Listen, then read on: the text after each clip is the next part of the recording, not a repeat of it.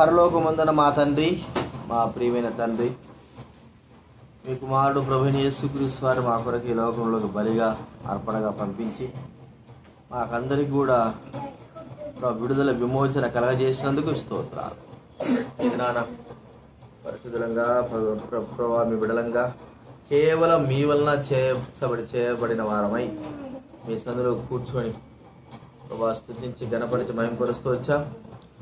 సంఘ ప్రార్థనగా ప్రార్థించవలసినటువంటి విషయాలు ఎన్నో ఉన్నాయి ప్రభా. వాటన్నిటిని మీ ఎదుట ప్రభా మరి వరుసగా ఉంచి వాటన్నిటిని కూడా అడగవలసిన వారంగా, ప్రాధాయపడవలసిన వారంగా, వాటి విషయమై ప్రభా మీ ఎదుట ప్రభా మరి ప్రార్థించవలసిన వారంగా ఉంటున్నాం.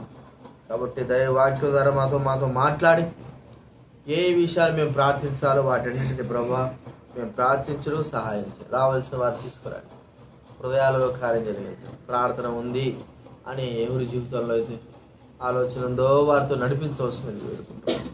మీకు కృతజ్ఞతాపూర్వకంగా స్తుతి ఘనత మహిమ ప్రభావాలు చెల్లిస్తూ మా ప్రార్థన దేవా మీకు స్తోత్రం. పాటల ద్వారా మీరు మహిమ పొందిన కొందనాలు తెలుస్తూ యేసుక్రీస్తు నామమున ప్రార్థించి వేడుచున్నాము తండ్రి. దేవుని వాక్యంలో నుండి యిర్మీయా గ్రంథం 33వ అధ్యాయం. దైవ వాక్యంలో యిర్మీయా గ్రంథం 33వ అధ్యాయము 3వ వచనం మనం అందరం కూడా కలిసి చదువుకుందాం. బైబిల్ మధ్యలో నుంచి 656 పేజీ, 657 యిర్మీయా గ్రంథం 33వ అధ్యాయము 3వ వచనం మనం అందరం కూడా కలిసి చదువుకుందాం. నాకు మొరపెట్టుము, నేను నీకు ఉత్తరం ఇచ్చేదను. నీవు గ్రహింపలేని గొప్ప సంగతులను, గూఢమైన సంగతులను నీకు తెలియజేయదు. మరి ఇక్కడ రెండవసారి యెహోవాకు ప్రత్యక్షమై యిర్మీయాతో చెబుతున్న మాట ఏంటంటే, నాకు మొరపెట్టు, నేను నీకు ఉత్తరం ఇస్తాను. గ్రహింపలేని గొప్ప సంగతులను, గూఢమైన సంగతులను నేను నీకు తెలియజేస్తాను. అంటే జరగబోయేటి రహస్యములు మన దేవుడిని యెహోవాకు చెందును అనే మాట చూడండి. ద్వితీయోపదేశ కాండం 29వ అధ్యాయం. ద్వితీయోపదేశ కాండం 29వ అధ్యాయము 29వ వచనం చదవండి. ద్వితీయోపదేశ కాండం 29వ అధ్యాయం 29వ వచనం. రహస్యములు మన దేవుడైన యెహోవాకు చెందును. అంటే రహస్యములు ఏవేవి రహస్యాలు ఉంటున్నాయి, గ్రహింపు గాని గొప్ప గూఢమైన సంగతులన్నిటిని కూడా ప్రభువు మనకు తెలియజేసేవాడుగా చెప్తుంటున్నాడు. అంటే రాబోయే దినాల్లో ఏం జరిగేది కూడా ప్రభువు తన బిడ్డలైన వారికి మరి వివరించేవాడుగా చూసుకుంటున్నాడు. మనకు తెలుసు అబ్రహాం గురించి. అబ్రహాం చెప్పాడు, రాబోయే దినాల్లో నీ సంతతి అయిన వారు మరి 400 సంవత్సరాలు ఇతర దేశం వారికి బానిసలుగా ఉంటారు, మళ్ళా నేను వాళ్ళని తీసుకొస్తాను అని ప్రభువు అబ్రహాంకు చెప్పాడు. మరి ఇంకా అనేకమైన వారు కూడా ప్రభువు చెప్తా వచ్చాడు. జరిగినేటి కాదు, జరగబోయేటి, లేకపోతే ఇప్పుడు జరుగుతున్నవని కూడా కాకుండా జరుగుతున్నట్టు కూడా చెప్పగలిగే దేవుడు. కాబట్టి ప్రార్థన చేస్తే వాటిని మనకు అనుగ్రహించేవాడు. అంటే ఒక మాట అన్నాడు ఆయన, ఏదైనా ఉంటే నాకే మీరు చెప్పండి, రాగల వాటి విషయమై నాకు మీరు మొరపెట్టరా అని మాట. చూడండి, యెషయా గ్రంథం 45వ అధ్యాయం. యెషయా గ్రంథం 45వ అధ్యాయము 11వ వచనం దయచేసి చదవండి ఎవరైనా. యెషయా గ్రంథం 45వ అధ్యాయం 11వ వచనం. ఇశ్రాయేలు పరిశుద్ధ దేవుడకు యెహోవా ఈ మాట సెలవిచ్చుచున్నాడు, రాగల వాటిని గూర్చి నన్ను అడుగుదురా, నాకే ఆజ్ఞాపింతురా. చూడండి, రాగల వాటిని గురించి ఏమైనా జరగబోయేదే అంటే దేవుడు జరగబోయేటి కూడా ఆయన బిడ్డలైన వారికి కొంతమందికి వివిధ విధాలుగా వివరిస్తూ వచ్చాడు. ఏమేమి జరగబోతున్నాయి దానిని చూస్తే జరగబోయే కార్యములు, అంత్య దినాల్లో జరిగే కార్యాలు చెప్తున్నాడు. మరి యోహాను చూస్తే ప్రకటన గ్రంథంలో జరగబోయే కార్యాలు చెప్తుంటున్నాడు. పేదరు చెప్తే రాబోయే దినాల్లో జరిగేటువంటి తన విషయమే జరిగేటువంటి కార్యాలు చెప్తుంటున్నాడు. నెబుకద్నెజరు కూడా రాబోయే కాలంలో ఏం జరిగింది కూడా దేవుడు వివరిస్తూ వచ్చాడు. కాబట్టి మరి వాటిన్నిటి రాగల వాటిని అన్ని కూడా నాకు చెప్తారా? రహస్యములు మన దేవుడైన యెహోవాకు చెందును.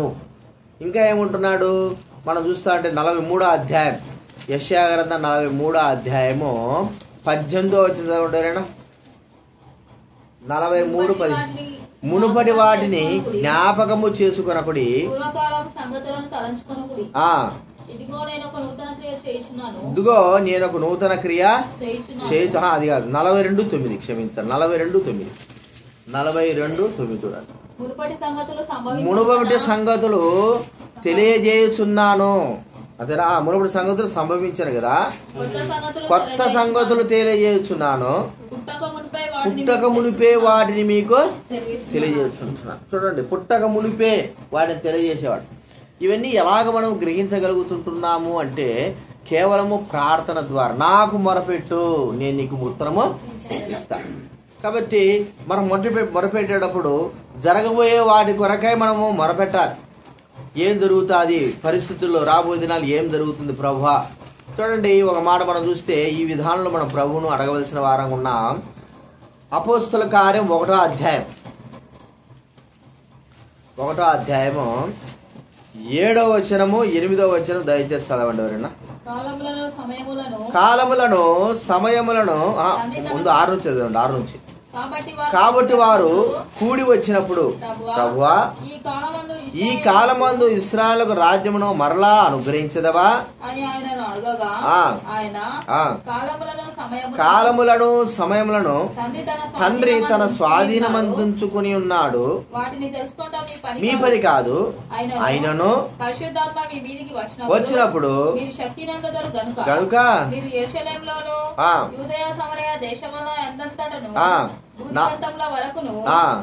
నాకు సాక్షులై ఉందురు. ఇక్కడ యేసుక్రీస్తు వారు పునరుద్ధారణై లేచిన తర్వాత, అందరు కనబడిన తర్వాత ఆయన వెళ్ళిపోయే సమయంలో చెప్తా ఉన్నాడు. వాళ్ళు అడిగారు, ప్రభువా మరి ఈ కాలానికి రాజ్యాన్ని మళ్ళా ఏమన్నా అనుగ్రహిస్తావా? అప్పుడంతా రోమా ప్రభుత్వ రాజ్యం ఉన్నది. మరి రాజ్యం అనుగ్రహించేమన్నా మీరే రాజుగా ఉంటారా అనేటంటే అది కాదు. మరి కాలాలను సమయాలను తండ్రి తన స్వాధీనం ఉంచుకున్నా. కానీ జరగబోయే వాటన్నిటిని కూడా తండ్రి నెరవేర్చడానికి ఇష్టపడుతుంటున్నాడు. మన ఇష్టం కాదు, మన చిత్తం కాదు. ఏదైతే జరగాలని దేవుడు నిర్ణయించినాడో వాటన్నిటిని జరిగించడానికి ఆయన మరి నిర్ణయించున్నాడు. అయితే మన పని ఏమిటి?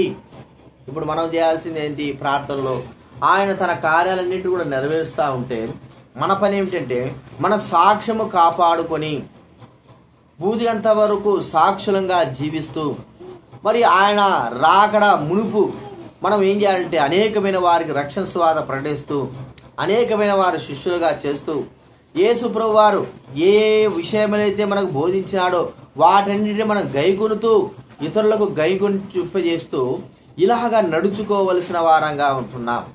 రాగల వాటి గురించి దేవుడేమో అడగమని చెప్పాడు. మరి అడగొచ్చు, కాదని చెప్పడం లేదు. కానీ వాటి వల్ల ప్రయోజనం కాదు, రాగల వాటి గురించి ప్రయోజనం కాదు. ఇప్పుడు మనం ఉన్న విషయంలో మన ఆత్మీయ స్థితి ఎలాగా ఉంది? ప్రభువు చెప్పినట్లుగా ఆయన చెప్పినట్టుగా మరి ఆ విశ్వాస జీవితంలో ఉంటున్నామా? మన సాక్ష్యాన్ని కాపాడుకుంటున్నామా? మన పరుగు పందెంలో నడుస్తుంటున్నామా? లేకపోతే ప్రభువుకు ఇష్టకరమైన వారంగా జీవిస్తున్నామా? అయిష్టకరంగా జీవిస్తుంటున్నామా? ఏమిటి మనం పరీక్షించుకొని, ప్రభువా రాబోయే దినాల్లో నేను ఎలా ఉంటానో తెలియదు ప్రభువా, కానీ మీకు మాత్రము నమ్మకంగా మరి అనేకమైన ఆత్మలకు రక్షణ మరి కలిగించే ఒక సాధనముగా నన్ను వాడుకో ప్రభువా. రాగల దినాలు ఎలాగుంటాయో తెలియదు, ఎలా ఉంటాయి రాగల దినాలు. ఇప్పుడు దినాలు ఎట్లున్నాయో చెప్పండి. అంత యుద్ధాలతో దేవుడు యేసు ప్రభు చెప్పిన మాట ప్రకారంగా యుద్ధాలు భయంకరంగా జరుగుతూ ఉంటున్నాయి. యుద్ధాలే కాదు, భూకంపాలు జరుగుతుంటున్నాయి. భూకంపాలే కాదు, రోగాలు, మరణాలు, ఇంకా ఎన్నెన్నో చూడకూడనివన్నీ కూడా చూడాల్సిన పరిస్థితి ఏర్పడతా ఉంది. అంటే మరి భయోత్పాదంతో జరుగుతున్న పరిస్థితులు ఇవన్నీ కూడా ప్రభు అయిన యేసు వారు ఆయన ముందుగానే సెలవిచ్చాడు. ఈ జరుగుతున్న ఈ పరిస్థితుల్లో మనము విశ్వాసంలో స్థిరమైన వారంగా ఉండడానికి కొరకే ప్రార్థించాలి. మనం పడిపోకుండా బైబిల్ గ్రంథంలో ఉంది, ఏర్పరచబడిన వారి సైతం కూడా మరి మోసపరిచేటువంటి దినాలు. చూడండి, ఒక మాట ఉంది మత్తయి సువార్తలో ఉన్నది.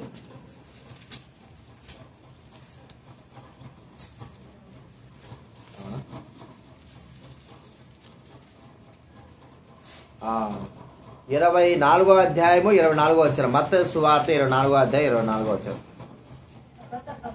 అబద్ధపు క్రీస్తులను అబద్ధపు ప్రవక్తలను వచ్చి సాధ్యమైతే ఏర్పరచబడిన వారిని సహితము మోసపరచుటకై గొప్ప సూచక్రియలను మహత్కారములను కనుపరచెదరు. ఏర్పరచబడిన వారి సహితం ఏం చేస్తున్నారంట?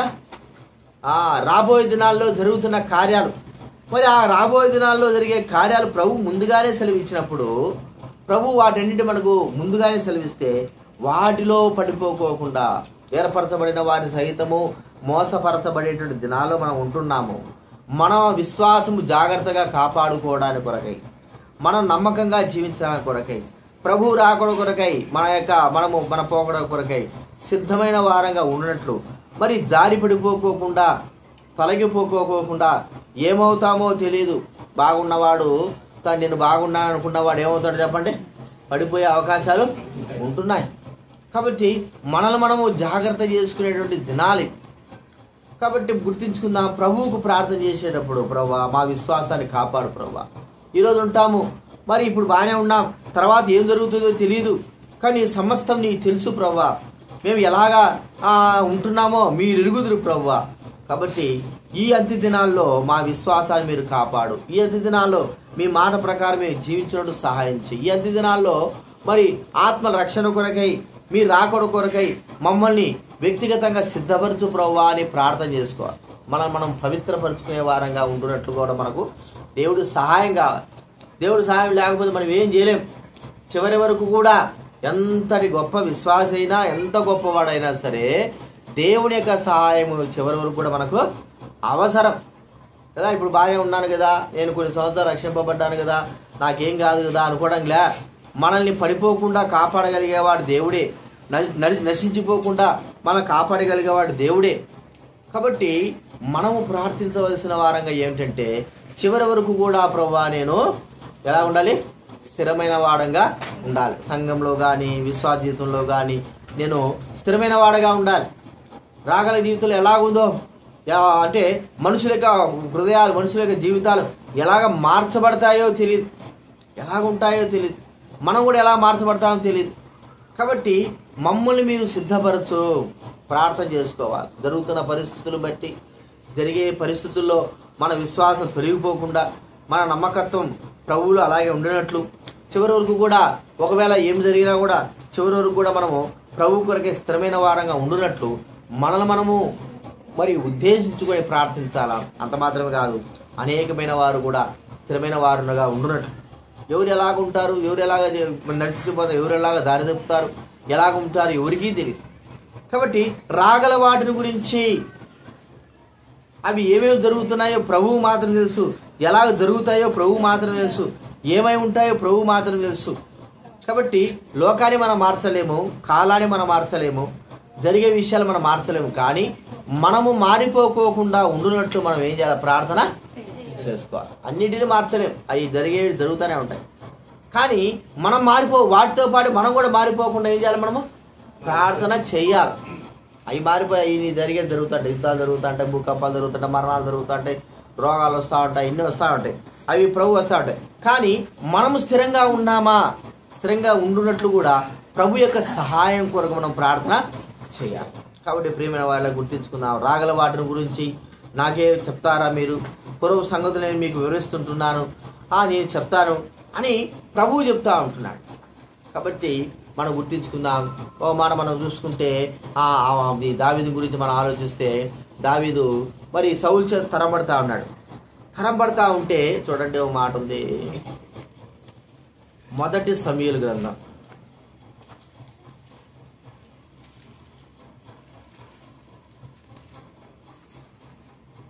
23వ అధ్యాయం 23వ అధ్యాయము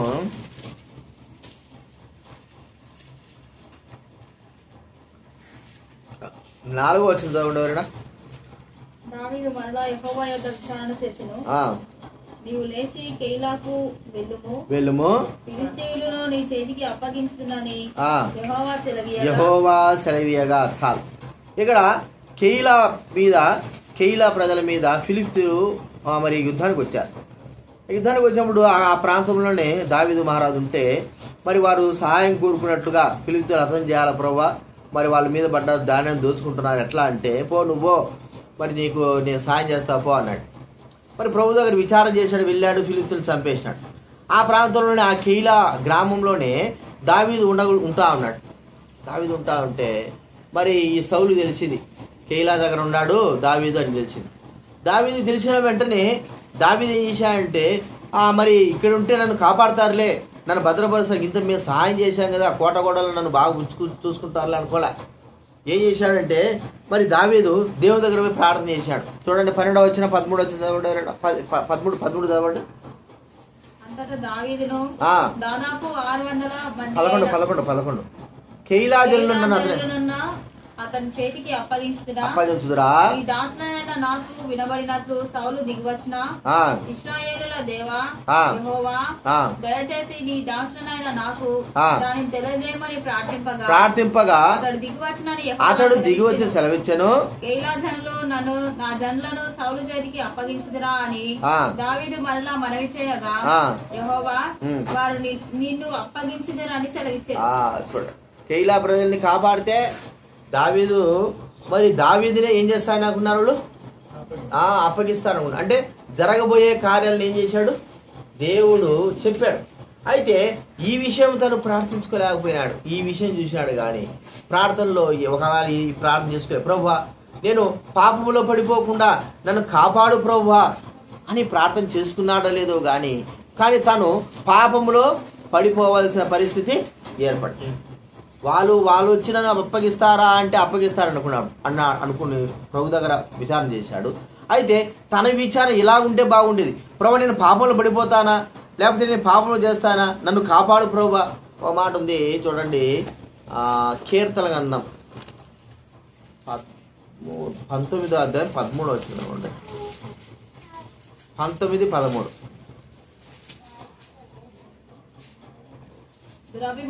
దురభిమాన పాపములో పడకుండా నీ సేవకుని ఆపము, వాటిని నన్ను ఏలయని. దురభిమాన పాపములో పడకుండా నీ సేవకుని ఆపము. ఈ ప్రార్థన ఒకవేళ తను పాపము చెయ్యక మునుపు తన జీవితంలో ప్రార్థించుంటే దేవుడు కాపాడేవాడు, తనకు ఒక మార్గం చూపించేవాడు. కానీ ఒకవేళ రాగల వాటి గురించి తాను చేయలేకపోయినాడేమో, పాపములో పడిపోయినాడు. ఈ పరిస్థితి మనం గుర్తించుకుందాం. ఏర్పరచబడిన వారి సైతం కూడా మనము మరి నశించి పాడు చేయబడే పరిస్థితులు ఏర్పడినాయి. కాబట్టి మనము కాపాడబడాలంటే దేవుని సహాయం కావాలా. మన తర్వాత ఏం జరుగుతుందో, మన జీవితానికి వ్యక్తిగతంగా మనకేం జరుగుతుందో మనకు తెలియదు.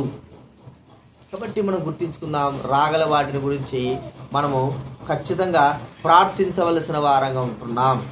ఒక మాట మనం చూస్తే ఒకవేళ దైవబడిన వారు మనం చూస్తే మన ఇటీవల ఫ్లైట్లో చనిపోయినారు, అందరు చనిపోయినారు, ఒక్కడు మాత్రం బతికినారు. ఒకవేళ దైవబడిన వారిని దేవుడు ప్రభా మరి నేను వెళ్ళాల, భక్సింగ్ గారు కానీ అట్లా వారు కానీ ఉంటే ప్రభా నేను వెళ్ళాలా అంటే వెళ్ళొద్దు అని చెప్పేవాడేమో. అలాంటి పరిస్థితులు నేను చెప్తున్నా. అంటే రాగలవంటి కూడా ఆయనకి తెలుసు. చాలామంది తప్పించుకున్నారు, కొన్నిసార్లు ఆ ఫ్లైట్ లేట్ అయిపోయిందని వాళ్ళు ఆగిపోయినారు. ప్రియమైన వాళ్ళరా, అయితే లోపలికి వెళ్ళిన వారు ఎవరు కూడా తప్పించుకోలేకపోయినారు. కొన్ని సందర్భాల్లో దైవబడిన వారు మరి వెళ్ళేటప్పుడు ప్రార్థన చేస్తున్నప్పుడు వారికి ఆపద ఉందని తెలిసినప్పుడు దేవుడు ముందుగానే వారిని ఆపేవాడుగా, వారిని కాపాడేవాడుగా మనం చూస్తూ ఉంటున్నాం. ముందుగానే వారికి సహాయం చేసేవాడుగా ఉంటున్నాడు. కాబట్టి మన ఆత్మస్థితిలో మనం పడిపోకోకుండా ముందుగా మనం ప్రార్థన చేసుకోవాలి. ప్రభువా నా జీవితంలో నేను నశించిపోకోకుండా, లేకపోతే నేను పడిపోకోకుండా, నేను ఏర్పరచబడిన వారి సైతం కూడా వారు మోసపరచబడిన దినాల్లో ఉంటున్నాను, నన్ను జ్ఞాపకం చేసుకో ప్రభువా అని మనం ప్రార్థన చేయవలసిన వారంగా ఉంటున్నాం. కాబట్టి గుర్తించుకుందాం, మనము ఏదేదో ప్రార్థన చేయడం ప్రాముఖ్యమే. అయితే రాగల దినాలలో మన జీవితాన్ని మరి భద్రపరుచుకునేటట్లుగా, మన జీవితాన్ని ప్రభు కాపాడేటట్లుగా, దేవుడు మనకు సహాయం చేయనట్లు మన ప్రార్థనలో గుర్తించుకోవాలా. ఎంతోమంది ఈ లోకంలో విడిచి వెళ్ళిపోయారు, ఎంతోమంది దారి తెప్పారు, ఎంతోమంది దేవుడు దూరం అయిపోయారు. మనం ఇదినా ఉన్నామంటే దేవుని కృపనే. ఒకవేళ ఉంటామా అనేది కూడా కాదు, ప్రభా నేను ఉంటే ఉండొచ్చు లేకపోతే లేదు, కానీ నీ దయ నా పట్ల ఉంచి నన్ను భద్రపరచు ప్రభా. ఎంతోమంది ఉంటారనుకున్న వారు లేకుండా పోయినారు. నన్ను కాపాడు, విశ్వాసజీవితంలో నమ్మకమైన వారుగా నన్ను చేయి ప్రభా. చివరి వరకు కూడా నన్ను మీరు స్థిరపరచు ప్రభా అని మనం ప్రార్థన చేయాలి. అలాగా మనం ప్రవర్తనలో మరి పోరాడినట్టు ప్రార్థన మనం ప్రార్థన చేసుకుందాం.